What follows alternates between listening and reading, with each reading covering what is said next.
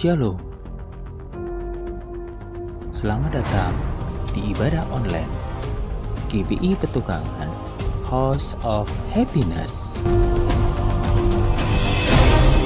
Untuk info persembahan, baik itu perpuluhan, persembahan umum, dan persembahan ucapan syukur serta diakonia, dapat Bapak Ibu lihat di layar saat ini.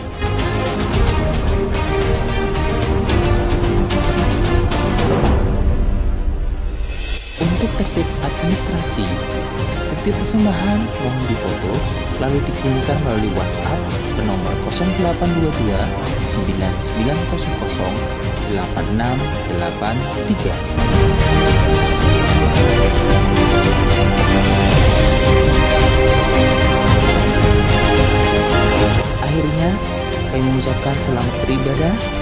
Tuhan Yesus memberkati.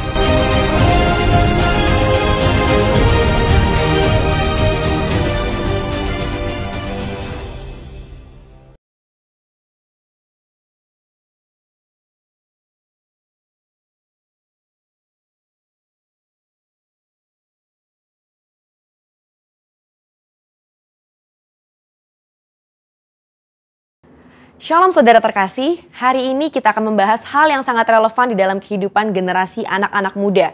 Dan tentunya juga memberikan kekuatan kepada setiap kita yang mendengar. Di tengah dunia yang serba cepat perubahannya, akibat yang ditimbulkan adalah ketidakpastian akan masa depan dan adanya perasaan fear of missing out atau FOMO. Inilah yang seringkali saya tanyakan pada diri saya sendiri sebagai anak muda. Nanti ke depannya bagaimana ya hidup saya? Apakah akan berjalan baik? Apakah saya bisa memenuhi kebutuhan sehari-hari? FOMO ini adalah perasaan gengsi atau merasa kurang update dengan kejadian-kejadian yang berubah setiap hari. Bagaimana kita bisa lepas dari perasaan-perasaan ini dan mengalami kemenangan di dalam kehidupan? Dalam edisi Voice of Pentecost kali ini, kita akan membahas tentang dalam Yesus ada kepastian. Di dalam Alkitab, kita menemukan banyak tokoh-tokoh yang juga mengalami masalah dan tantangan dalam usia muda mereka. Kali ini, tokoh yang akan kita bahas adalah Yusuf. Saudara, coba bayangkan, sedari muda Yusuf mengalami penolakan dari saudara-saudaranya. Dia dibenci begitu rupa sampai dijual menjadi budak oleh saudaranya sendiri. Dia harus berusaha keras bertahan hidup di tanah asing. Sesudah dipercaya menjadi kepala rumah oleh Potifar, dia difitnah dan harus masuk penjara bertahun-tahun sebelum janji Tuhan digenapi dalam hidupnya. Lalu, apa yang bisa kita pelajari dari kehidupan Yusuf? Hal yang dapat kita pelajari adalah orang yang hidup benar, langkah hidupnya ditetapkan oleh Tuhan. Hal ini dituliskan dalam Mazmur 37 ayat 23. Bagaimana Yusuf tidak meninggalkan iman percayanya kepada Tuhan. Dia terus memiliki hubungan yang dekat dengan Tuhan. Di situ Yusuf menemukan kekuatan untuk bertahan dan terus percaya kepada janji-janji Tuhan. Dari sini dapat kita lihat bahwa orang yang hidupnya benar akan terus diproses oleh Tuhan agar siap menjalani panggilan hidup yang telah ditetapkan Tuhan. Selanjutnya, yang dapat kita pelajari bahwa Yusuf bisa saja khawatir dan ketakutan akan masa depannya. Tetapi Yusuf mengerti Allah lah yang membuat segalanya menjadi baik. Saudara, kalau saya jadi Yusuf, saya bisa menjadi stres hingga depresi.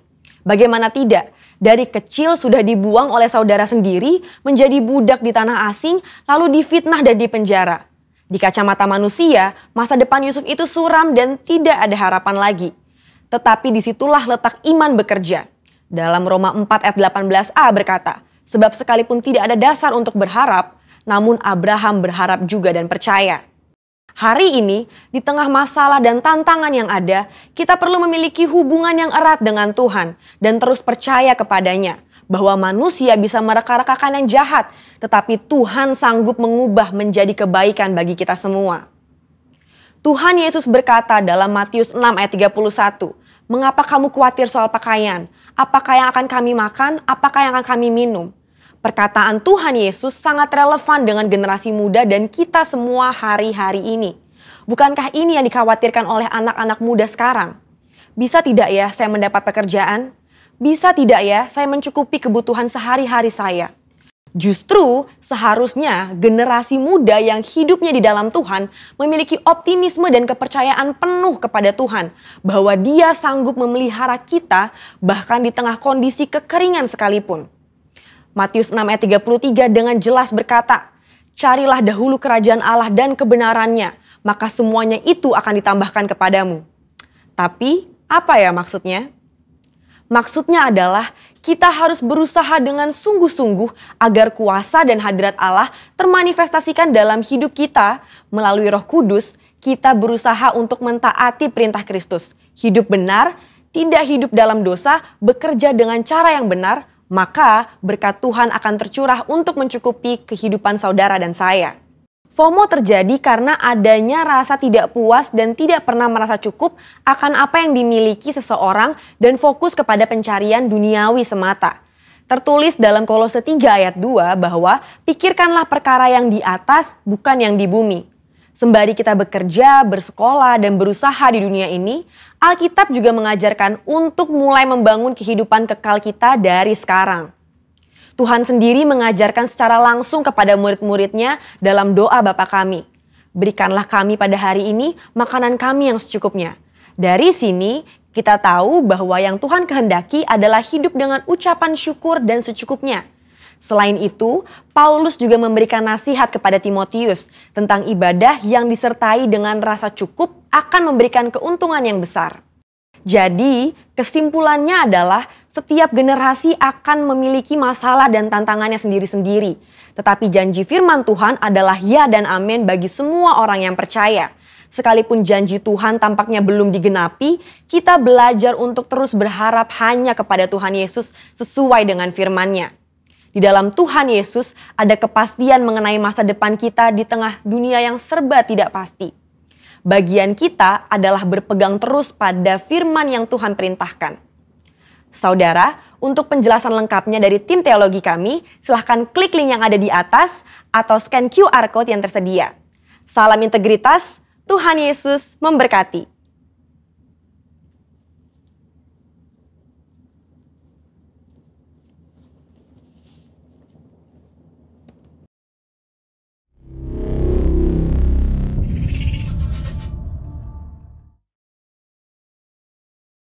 Pentakosta ketiga.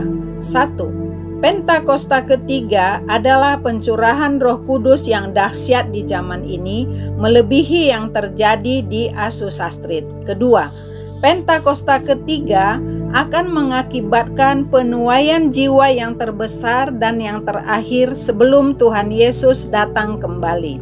Ketiga, Pentakosta ketiga akan membangkitkan generasi Yeremia, yaitu anak-anak muda yang dipenuhi Roh Kudus, cinta mati-matian kepada Tuhan Yesus, tidak kompromi terhadap dosa, dan akan bergerak untuk memenangkan jiwa. Keempat, Pentakosta ketiga lahir di Indonesia dan bergerak ke bangsa-bangsa.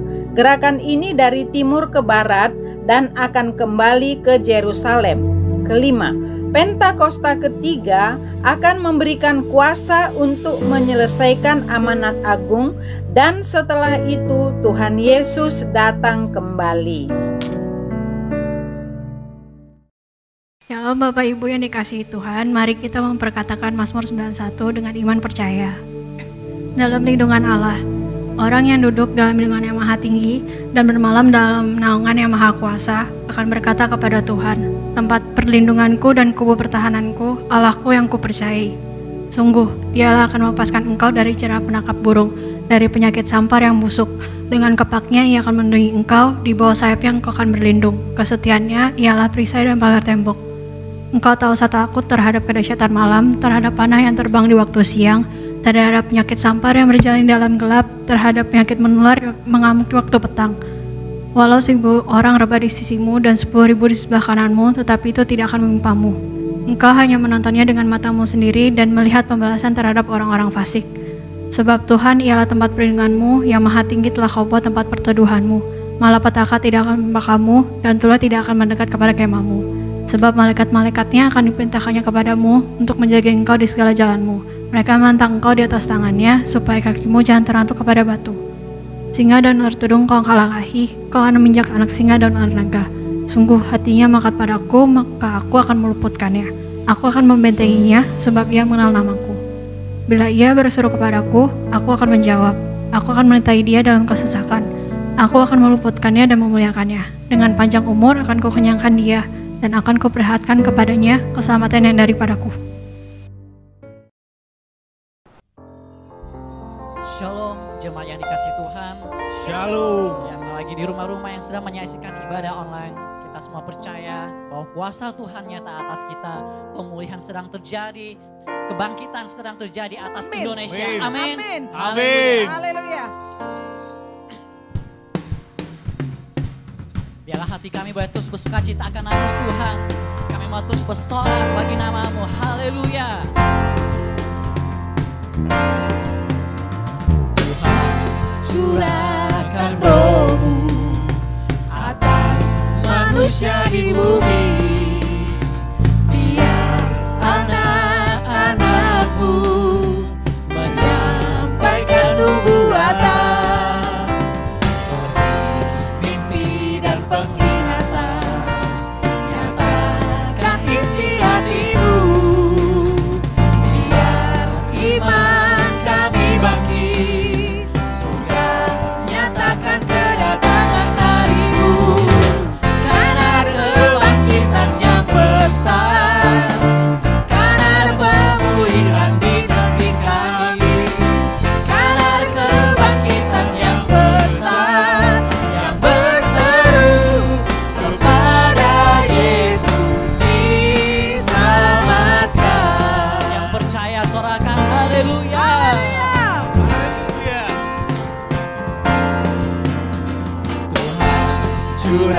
Curahkan roh-Mu atas manusia di bumi. Biar anak-anak-Mu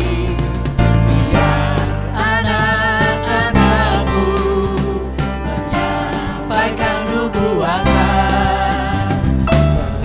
Mimpi dan penglihatan, menyatakan isi hati-Mu. Biar iman kami bangkit, nyatakan kedatangan hari-Mu. Karena kebangkitan yang besar, karena ada pemulihan di negeri kami. Karena kebangkitan yang besar, yang berseru kepada Yesus diselamatkan. Oh, karena kebangkitan yang besar,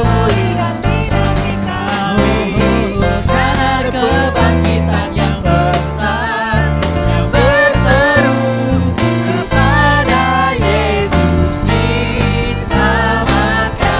Mari jemaat Tuhan. Karena ada kebangkitan yang besar, karena ada pemulihan di negeri kami. Karena ada kebangkitan yang besar, yang berseru kepada Yesus diselamatkan. Oh, karena ada kebangkitan yang besar, karena ada pemulihan di negeri kami. Karena ada kebangkitan yang besar, yang berseru kepada Yesus diselamatkan. Dikatakan, karena ada kebangkitan yang besar, karena ada pemulihan di negeri kami. Karena ada kebangkitan yang besar, yang berseru kepada Yesus diselamatkan. Yang berseru kepada Yesus diselamatkan. Yang berseru kepada Yesus diselamatkan. Sorak-sorak yang terbaik untuk Tuhan. Haleluya.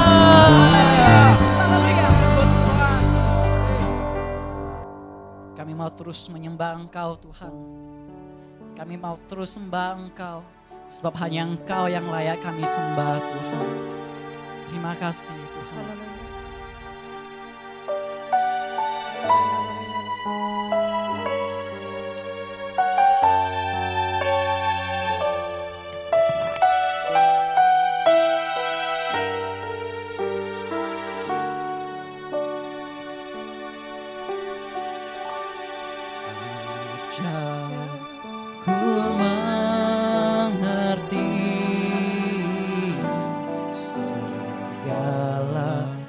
rencanamu. Ajarku berserah hanya padamu.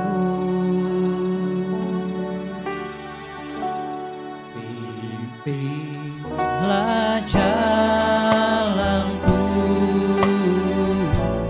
dalam terang firman-Mu. Ajarku berharap hanya padamu.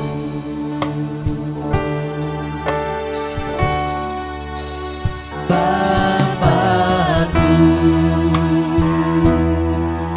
ajar segala rancangan-Mu.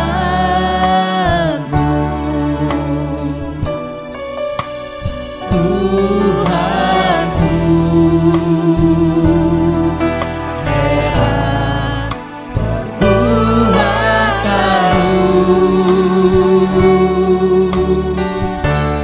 Engkau sanggup mengadakan segala yang ku perlukan, menurut kehendak-Mu terjadilah.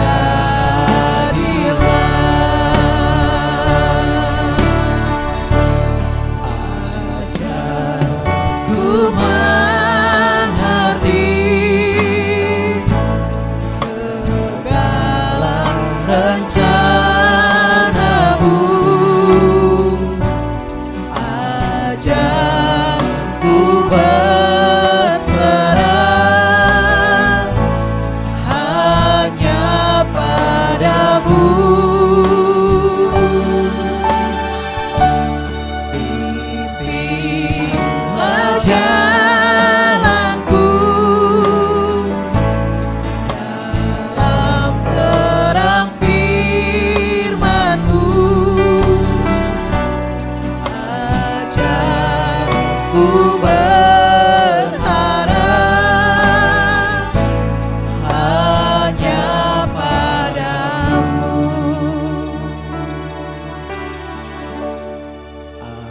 Ajarku mengerti segala rencana-Mu. Ajarku berserah hanya padamu.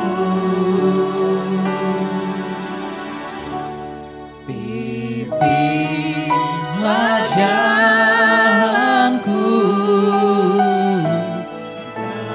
dalam terang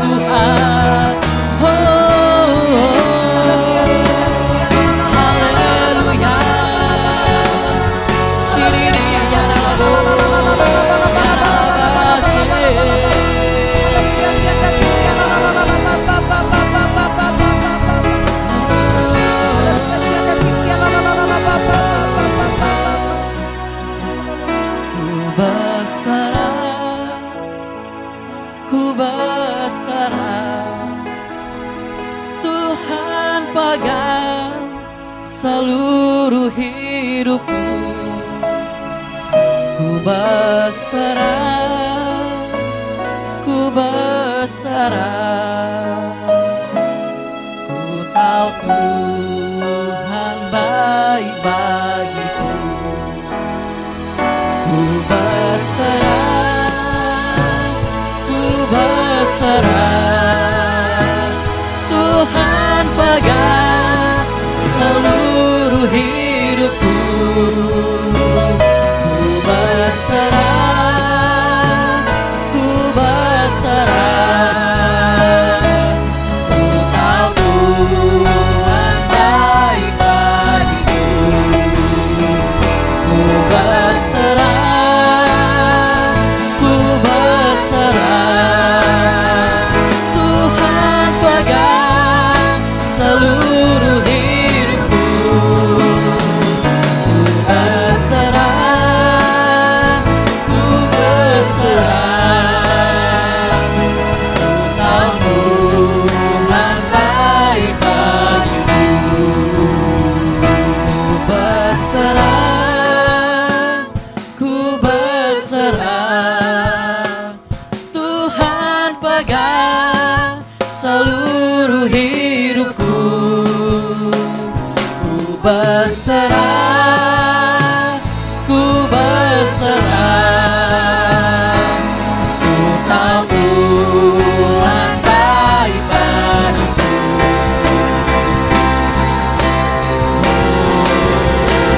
Ku berserah, ku berserah. Tuhan pegang seluruh hidupku.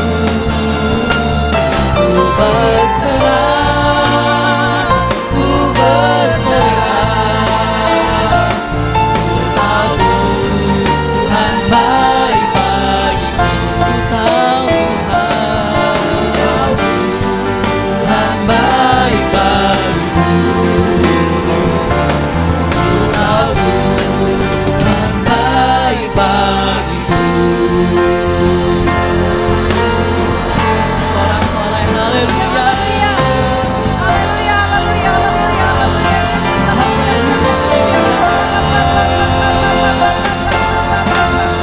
Haleluya.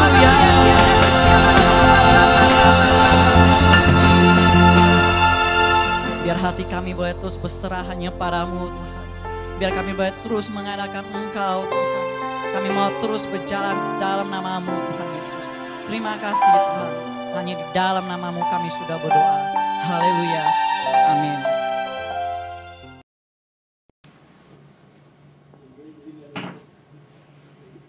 Shalom, saudara yang kasih Tuhan.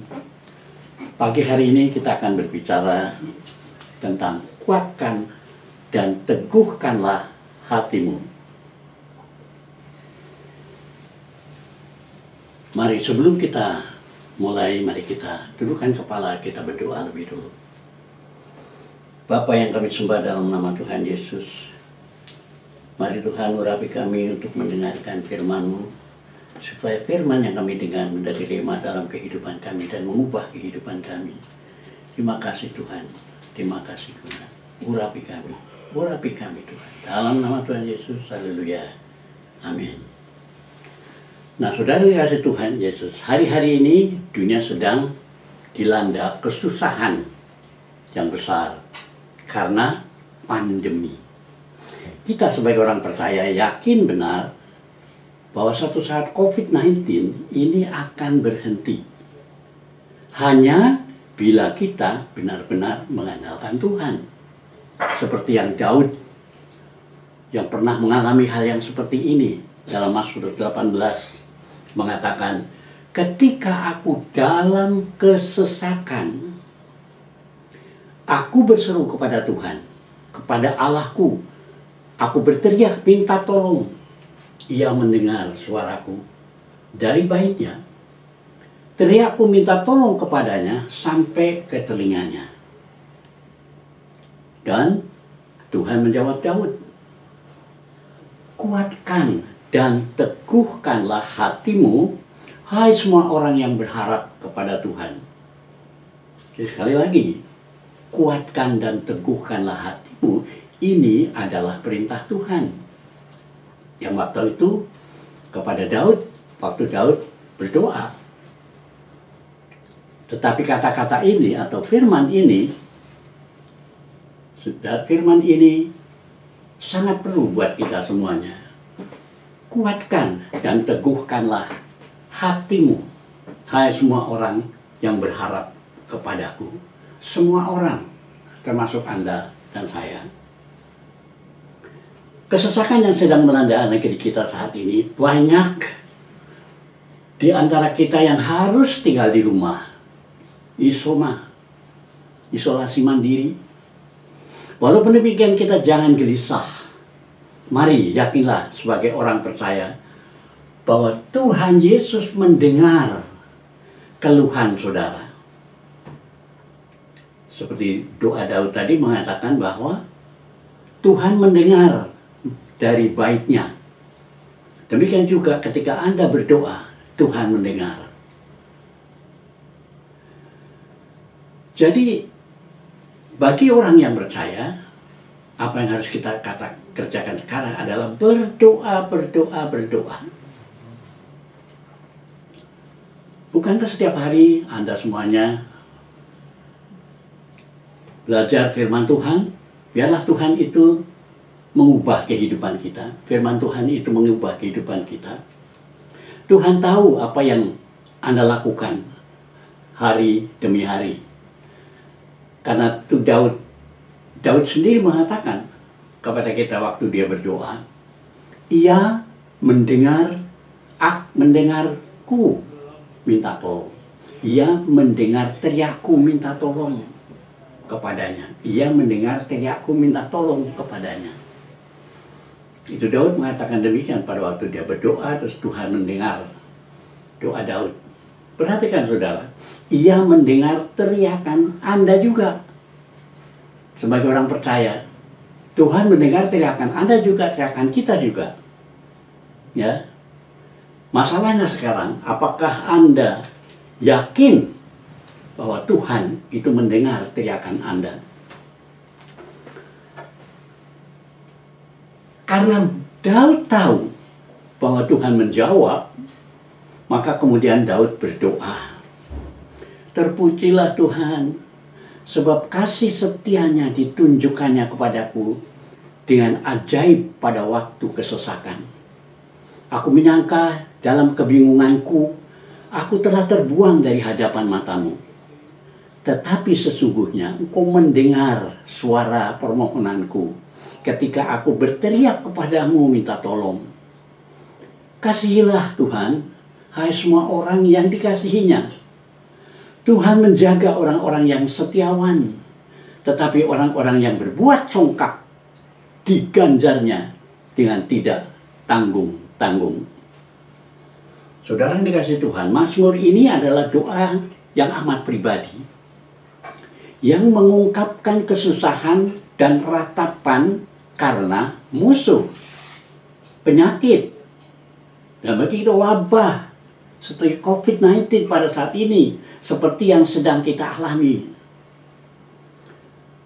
Doa ini mengungkapkan apakah jeritan hati semua orang yang percaya yang menderita kesengsaraan karena penyakit, kesulitan dan penindasan ini menyatakan bahwa pada saat kesukaran hebat kita dapat bersembunyi dalam naungan yang maha tinggi.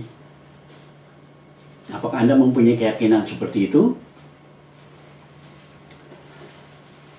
Jadi intinya adalah ke dalam tanganmu lah kuserahkan nyawaku. Kata-kata ini mengungkapkan ketergantungan dan iman kepada Allah akan kebaikannya kepada umatnya. Karena Tuhan Yesus akhirnya bangkit dari antara orang mati. Paulus mengatakan dalam Roma 8, kita tahu sekarang bahwa Allah turut bekerja dalam segala sesuatu untuk mendatangkan kebaikan bagi mereka yang mengasihi Dia, yaitu bagi mereka yang terpanggil sesuai dengan rencana Allah. Yang pertama, saudara, Allah turut bekerja dalam segala sesuatu untuk mendatangkan kebaikan. Ini sangat menghibur anak-anak Tuhan ketika mereka menderita dalam hidup ini. Tuhan akan mendatangkan kebaikan dari semua kesesakan, pencobaan, wabah, penganiayaan, penderitaan, dan sebagainya. Hal baik yang diberikan ialah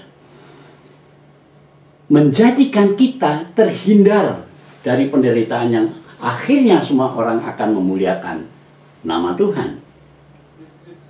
Yang kedua, tapi janji ini terbatas bagi mereka yang mengasihi Allah dan telah menyerahkan diri kepadanya dengan iman yang sungguh-sungguh, yang kudus kepada Tuhan Yesus. Yang ketiga, dalam kalimat dalam segala sesuatu, itu tidak termasuk orang yang berdosa. Orang yang berdosa harus bertobat lebih dulu. Karena tidak seorang pun yang dapat dibenarkan karena berdosa. Dengan mendatangkan bahwa Allah akan mendatangkan kebaikan daripadanya. Harus bertobat dulu, baru Allah akan mendatangkan kebaikan daripadanya. Mazmur 31 mengatakan, padamu Tuhan, aku berlindung. Janganlah sekali-sekali aku mendapat malu. Luputkanlah aku oleh karena keadilanmu. Sendengkanlah telingamu kepadaku. Bersegeralah melepaskan aku. Daud mengatakan, hari-hari kesengsaraan sedang terjadi. Tapi mari kita berdoa dengan iman yang teguh dan kuat, bukan hanya untuk kita sendiri, tetapi juga bagi bangsa Indonesia. Daud mengatakan tadi di dalam doanya dalam Mazmur 31, luputkanlah aku dan bersegeralah melepaskan aku. Doa ini merupakan jeritan dari hati Daud. Dan semua orang percaya menderita kesengsaraan karena penyakit, kesulitan, atau penindasan dari dunia, atau musuh kebenaran. Doa ini menyatakan bahwa pada saat kesukaran hebat, kita dapat bersembunyi dalam naungan yang maha tinggi. Supaya kita luput, apa yang harus kita lakukan? Kita harus mempersembahkan diri kita. Anda harus mempersembahkan diri Anda. Karena Petrus mengatakan, jadi karena Kristus telah menderita penderitaan badani, kamu pun harus juga mempersenjatakan dirimu dengan pikiran yang demikian. Karena barang siapa telah menderita penderitaan badani, ia telah berhenti berbuat dosa. Saudara yang dikasihi Tuhan, suatu tujuan utama dari kitab Petrus adalah mendorong dan menasihati kaum beriman untuk mengikuti jejak Kristus saat mereka menderita dalam penderitaan apapun juga bentuknya. Dalam masa aniaya, mereka harus mempersenjatai diri dengan pikiran yang sama dengan pikiran Kristus, yaitu firman Allah. Mereka yang bersedia menderita bagi Kristus menemukan bahwa lebih mudah untuk menolak dosa dan mengikuti kehendak Allah menjadi yang terpenting. Menaati Allah bahkan jika itu penderitaan dikala kita menghadapi wabah COVID-19, itu akan memperkuat moral dan rohani kita, dan kita juga akan menerima kasih karunia yang lebih besar. Kenakanlah selenapnya senjata Allah, merupakan kata perintah. Dan Allah, komandan kita, telah menyediakan perlengkapan senjata bagi kita. Kita harus mengenakan, berarti harus bekerja bersama dengan Tuhan. Yang kedua, apakah perlengkapan senjata Allah itu? Kita semua, orang-orang percaya kepada Tuhan, ini adalah senjata Allah. Yaitu jemaah Allah harus melawan kuasa gelap ini melawan COVID-19. Seperti yang tertulis dalam ayat 12 tadi, orang Kristen terlibat dalam suatu peperangan rohani melawan pandemi yang disebarkan oleh kuasa gelap dalam peperangan ini. Kemenangan orang percaya sudah diperoleh oleh Kristus pada waktu dia disalib dan kemudian dia bangkit dari antara orang mati. Itu kemenangan. Yesus telah melancarkan serangan yang berhasil terhadap iblis, yaitu dengan bangkit kembali dari kematian, melucuti kekuasaannya dan penguasa kejahatan. Dalam peperangan itu orang Kristen harus memakai apa, saudara? Senjata rohani. Apa itu senjata rohani? Efesus pasal yang ke-6 mengatakan, sebab itu ambillah seluruh perlengkapan senjata Allah supaya kamu dapat mengadakan perlawanan pada hari yang jahat itu dan tetap berdiri sesudah kamu menyelesaikan segala sesuatu. Jadi berdirilah tegap, berikat pinggangkan kebenaran, berbaju sirahkan keadilan, kakimu berkasukan kerelaan untuk memberitakan Injil damai sejahtera. Dalam segala keadaan pergunakanlah perisai iman, sebab dengan perisai itu kamu akan dapat memadamkan semua panah api si jahat. Dan terimalah ketopong keselamatan, yaitu pedang roh, yaitu firman Allah. Dalam segala doa dan permohonan, berdoalah setiap waktu di dalam roh, dan berjaga-jagalah di dalam doamu itu dengan permohonan yang tidak putus-putusnya untuk segala orang kudus.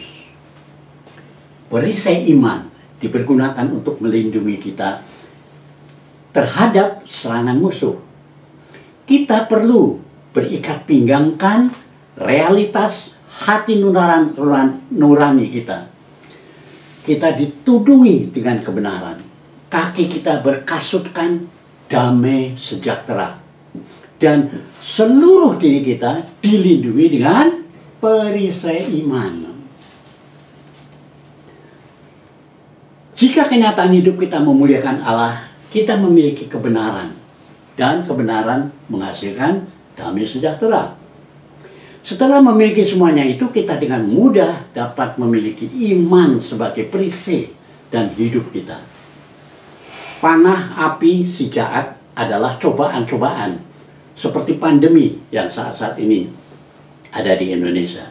Ketopong keselamatan itu untuk melindungi pikiran kita terhadap ancaman kekhawatiran dan pikiran-pikiran lain yang melemahkan iman kita. Jadi ada 6 butir perlengkapan senjata Allah. Yang pertama, ikat pinggang kebenaran. Yang kedua, pedang roh. Yang ketiga, perisai iman. Yang keempat, baju sirah keadilan. Yang kelima, berkasutkan kerelaan. Yang keenam, doa dengan tidak henti-hentinya. Ini harus kita praktekkan, kita lakukan, karena kita mendapat perintah dari komandan kita, yaitu Tuhan Yesus Kristus. Berdoalah setiap waktu di dalam roh. Seorang yang sudah dibaptis Roh Kudus ada di dalam diri kita. Dia akan menuntun supaya kita memperoleh kemenangan. Peperangan orang Kristen melawan kekuatan iblis menuntut kesungguhan dalam doa, yaitu berdoa di dalam roh menurut tuntunan Roh Kudus setiap waktu dengan permohonan yang tak putus-putus, dan berdoalah senantiasa. COVID-19 harus kita lawan dengan iman dan doa.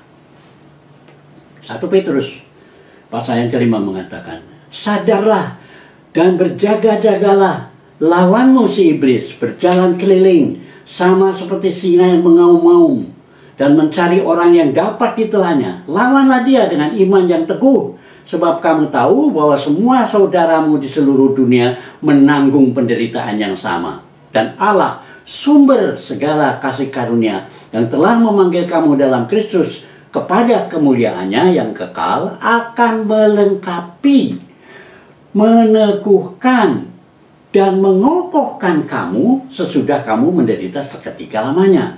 Ialah yang punya kuasa sampai selama-lamanya. Amin. Dan Paulus menambahkan mengatakan semua orang yang dipimpin Roh Allah adalah anak Allah. Jadi semua orang yang sudah dibaptis Roh Kudus dipimpin oleh Roh Allah.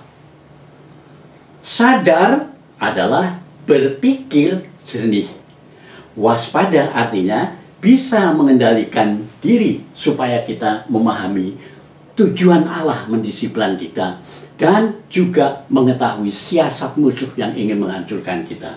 Khususnya seperti yang diungkapkan dalam pasal tadi. Berjaga-jagalah. Berjaga-jaga adalah bersikap waspada. Seperti dalam peperangan. Seperti tentara di garis depan.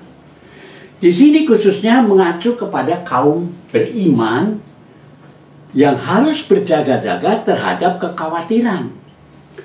Di sini khususnya mengacu pada doa kita untuk menghancurkan kuasa-kuasa COVID-19 di Indonesia. Di sini Petrus mengingatkan kita semua yang sedang menghadapi COVID-19 harus merendahkan diri di hadapan Tuhan yang kuat dan menyerahkan kekhawatiran mereka kepada Tuhan. Caranya berdoa, baca firman setiap hari, terapkan di dalam kehidupan kita. Roh Kudus akan menuntun kita menurut apa yang kita yakini, apa yang kita baca. Sedangkan Paulus mengatakan bahwa pimpinan Roh Allah bukanlah hal lahiriah, batin. Pimpinan Roh Allah itu batin. Jika kita imani Dia, Roh Kudus sebagai pribadi yang tinggal di dalam kita dengan sendirinya akan memimpin kita. Karena itu lawanlah dengan iman. Ini suatu perintah kepada orang yang beriman kepada Tuhan Yesus dalam darah Kristus. Yakobus mengatakan, karena itu tunduklah kepada Allah dan lawanlah iblis. Daud mengatakan, Paulus mengatakan, sekarang Yakobus mengatakan, lawanlah iblis, maka ia akan lari daripadamu. Mendekatlah kepada Allah dan ia akan mendekat kepadamu. Tahirkanlah tanganmu, hai kamu orang-orang yang berdosa, dan sucikanlah dirimu dari hal yang mendua hati. Kita sering menyadari bahwa dalam hidup kita banyak kali dilanda percobaan-percobaan, dan kesemuanya penderitaan kita itu merupakan hasil kerja musuh kita terhadap diri kita.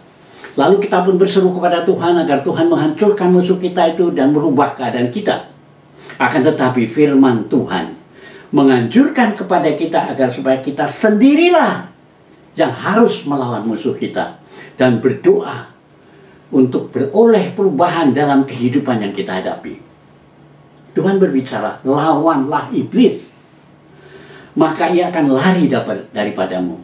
Sesungguhnya kuasa atau kuasa iblis itu berada di dalam tangan Anda sendiri sekarang. Tanggung jawab kita lah untuk menggunakan dengan tepat. Mari kita usir COVID-19 dari Indonesia. COVID-19 dari Indonesia. Lawanlah dengan iman Anda. Anda punya kuasa dari Tuhan Yesus. Lalu dalam batin saudara akan mengatakan, ujilah dirimu dengan melawan. Ujilah dirimu sendiri. Apakah kamu tegak di dalam iman? Selidikilah dirimu. Apakah kamu tidak yakin akan dirimu bahwa Kristus Yesus ada di dalam diri kamu? Sebab jika tidak demikian, kamu tidak tahan uji. Korintus, Paulus mengatakan dalam Korintus. Hari-hari ini kita sering mengalami ujian iman kita sebagai seorang yang memiliki integritas, ataupun ujian yang dihadapi tidak akan mengendorkan iman kita. Karena dengan iman kita percaya. Mazmur 3:41, engkau menopang aku karena ketulusanku. Engkau membuat aku tegak di hadapanmu untuk selama-lamanya. Terpujilah Tuhan Allah Israel dari selama-lamanya sampai selama-lamanya. Amin. Ya, amin. Tuhan Yesus menopang, menunjang, dan menggerakkan segala yang ada, bukan oleh pekerjaannya, melainkan oleh firman-Nya yang seketika. Saudara baca setiap hari, firman-Nya yang penuh kekuasaan. Mazmur 33 mengatakan, sebab Dia berfirman, maka semuanya jadi. Dia memberi perintah, maka semuanya ada. Kalau kita lulus ujian, maka kita tidak hanya mengalahkan pencobaan, tetapi kita memilih hidup kekal. COVID-19 hanyalah suatu pencobaan dalam kehidupan dunia ini. Sifatnya hanya sementara. Karena itu, janganlah kita mengandalkan sesuatu yang lain daripada Tuhan. Ingat saudara, Tuhan Yesus itu telah memberikan Roh Kudus kepada kita agar Roh Kudus ini akan memimpin hidup kita setelah Dia naik ke surga.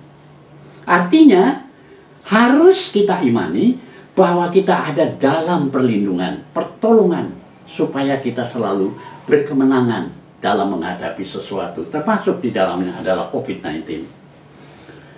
Petrus mengatakan, bergembiralah akan hal itu, sekalipun sekarang ini kamu seketika harus berduka cita oleh berbagai pencobaan. Maksud semuanya itu ialah untuk membuktikan kemurnian imanmu yang jauh lebih tinggi nilainya daripada emas yang fana yang diuji kemurniannya dengan api, sehingga kamu memperoleh puji-pujian dan kemuliaan dan kehormatan pada hari Yesus Kristus menyatakan dirinya, sekalipun kamu belum pernah mengenal Dia, melihat Dia, namun kamu mengasihinya, kamu percaya kepada Dia, sekalipun kamu sekarang tidak melihatnya. Kamu bergembira karena sukacita yang mulia dan yang tak terkatakan, karena kamu telah mencapai tujuan imanmu, yaitu keselamatan jiwamu. Tema penderitaan ditekankan sepanjang surat Petrus ini. Kita harus bersukacita dalam percobaan, karena kita tetap setia kepada Tuhan Yesus di tengah-tengah semuanya itu akan memulihkan iman kita dan menghasilkan pujian, kemuliaan, kehormatan bagi kita dan bagi Tuhan Yesus pada saat kedatangannya. Tuhan memandang ketabahan kita, pencobaan, dan iman pada Kristus sebagai sesuatu yang sangat berharga baginya sepanjang kekekalan.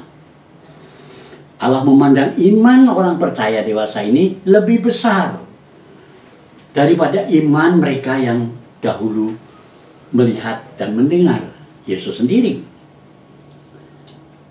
Orang percaya sekarang, sekalipun belum melihatnya, mengasihi dan percaya kepadanya.